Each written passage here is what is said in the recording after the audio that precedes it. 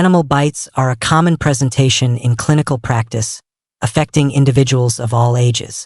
The majority of cases involve children and adolescents, with a higher incidence in males. Bites often occur from animals familiar to the victim, which aids in assessing rabies risk. The location of injury varies with age. Facial bites are more common in children, while extremity injuries are frequent in adults. Epidemiology. In the United States, approximately 4.5 million dog bites and 500,000 cat bites occur annually. 2/3 of dog bite victims are children or adolescents, while cat bites predominantly affect adults and the elderly. Dog bites. Dog bites can cause significant soft tissue damage due to the strength of a dog's jaw. Larger dogs generate up to 300 pounds of bite pressure, leading to crush injuries, soft tissue avulsions, fractures, and devitalized tissue. Although dog bites have a lower infection rate than cat or human bites, they require thorough irrigation. Facial dog bites may be loosely approximated and monitored after irrigation. In contrast, bites in other locations should be managed with delayed primary closure or secondary intention healing.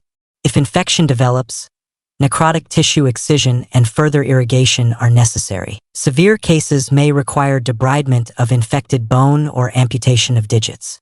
Reconstructive interventions should be postponed until infection resolution.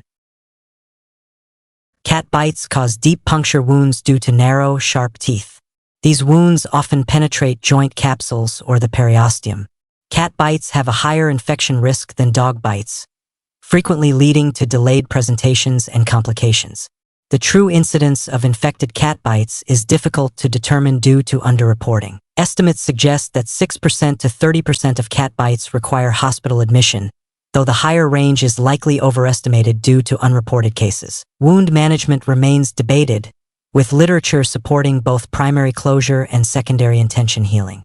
Thorough irrigation and debridement of necrotic tissue are necessary to minimize complications. Primary closure is generally advised for facial wounds due to cosmetic concerns. However, hand wounds, particularly those from cat bites, have high infection rates and potential complications, including digital amputation. These wounds should not be closed primarily. Clinical considerations. Proper wound management includes thorough cleaning, assessment for deep structural involvement, and monitoring for infection. Rabies risk should be evaluated, especially for bites from unknown or unvaccinated animals. Tetanus prophylaxis may be necessary depending on the patient's immunization history. In conclusion, animal bites are a frequent concern in emergency and primary care settings. Proper wound care, infection risk assessment, and appropriate closure techniques are essential for optimal outcomes.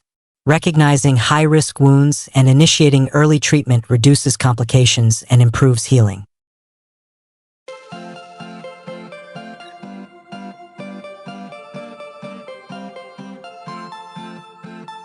Thank you for watching. Please subscribe to our channel by clicking the subscription button. If you have any questions, feel free to leave a comment below in the comments section.